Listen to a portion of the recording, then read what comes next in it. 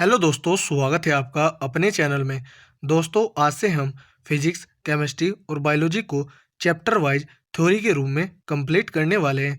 Theory में complete करने के बाद फिजिक्स, केमिस्ट्री और बायोलॉजी को हम चैप्टर वाइज एमसीक्यू के रूप में कंप्लीट करेंगे। स्टार्टिंग हम थ्योरी में सबसे पहले रसायन विज्ञान से करते हैं। चलिए आज की वीडियो स्टार्ट करते हैं। सबसे पहले हम रसायन विज्ञान की परिभाषा देखते हैं। पदार्थों के गुण, संगठन, संरचना तथा उनमें होने वाले परिवर्तनों का अध्ययन रसायन विज्ञान कहलाता है। उत्पत्ति कीमिया शब्द से हुई है, जो कि मिस्र देश का प्राचीन शब्द है और जिसका अर्थ काला रंग है। रसायन विज्ञान का अध्ययन केमिटेकिंग कहलाता है। केमी का अर्थ काली मिट्टी होता है, जो कि मिस्र के लोग प्रयोग करते हैं। रसायन विज्ञान का जनक लेवाए सियर है। आज का हमारा पहला चैप्टर पदार्थ एवं उसकी प्रकृति है। पदार्थ की परिभाषा देखते हैं।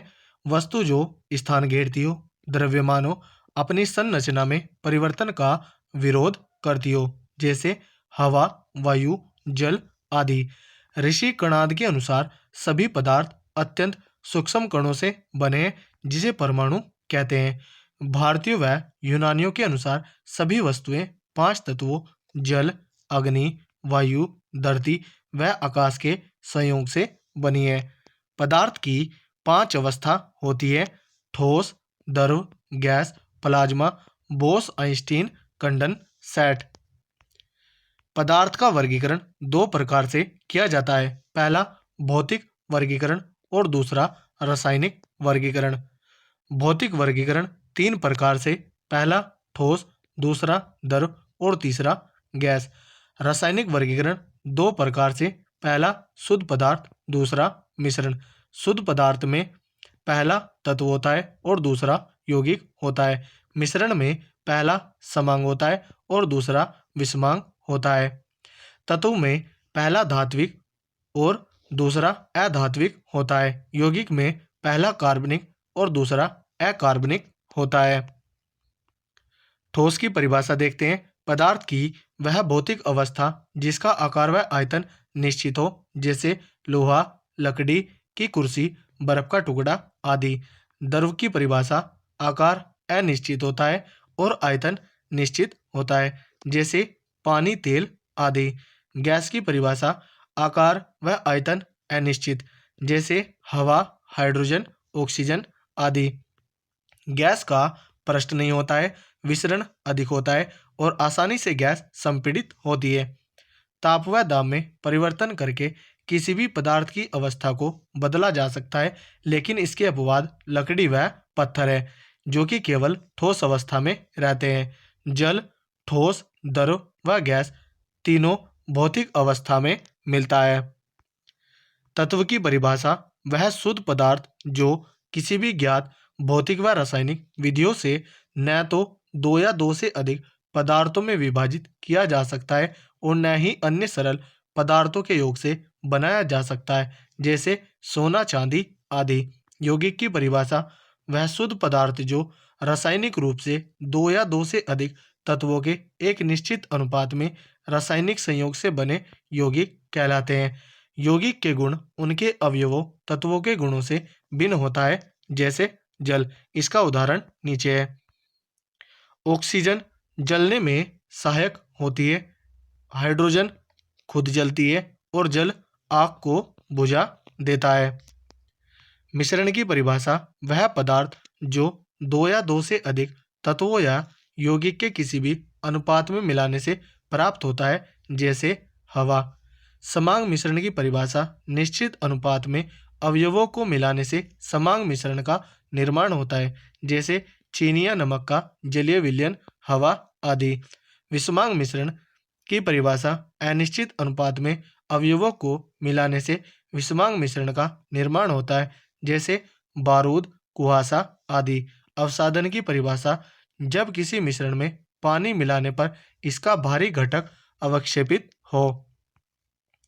मिश्रण को अलग करने की प्रमुख विधियाँ। पहली, रवाकरण। अकार्बनिक ठोस मिश्रण को इससे अलग किया जाता है। दूसरी है आसवन। द्रवों के मिश्रण को अलग किया जाता है। इसमें पहला भाग वाष्पीकरण और दूसरा भाग संघनन होता है। तीसरा है उध्रुपातन, ठोस के मिश्रण को अलग किया जाता है।